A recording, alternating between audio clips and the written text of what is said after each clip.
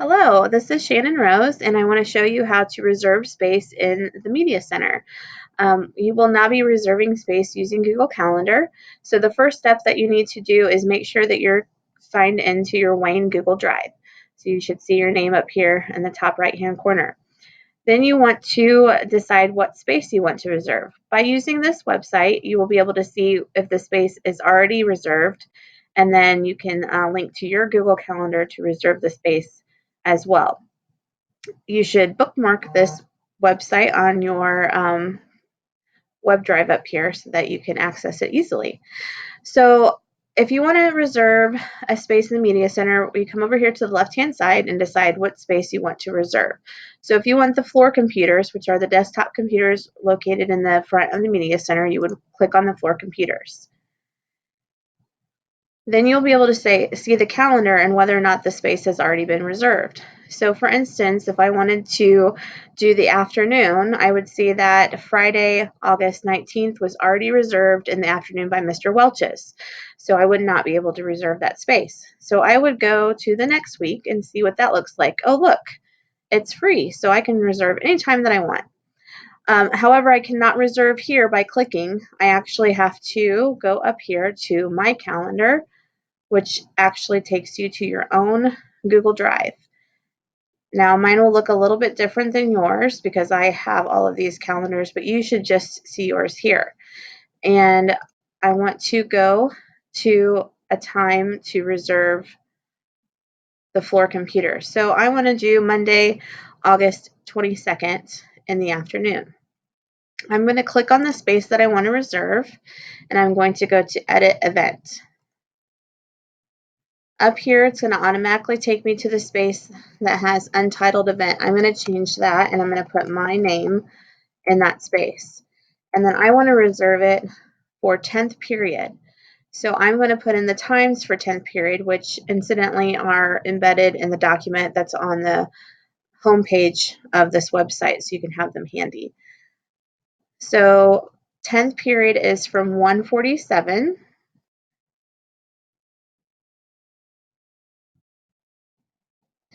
until 2:31. It's important that I change these times to the exact times, otherwise people won't know if it's available 11th period or 9th period. I need to make sure I reserve the correct time. Then what I need to do is I need to go over here to where it says rooms.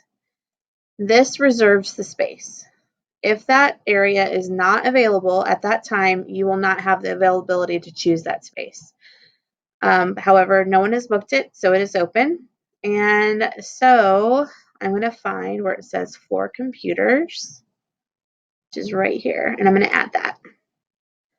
So now that is on reserving that specific area, and I just would need to save.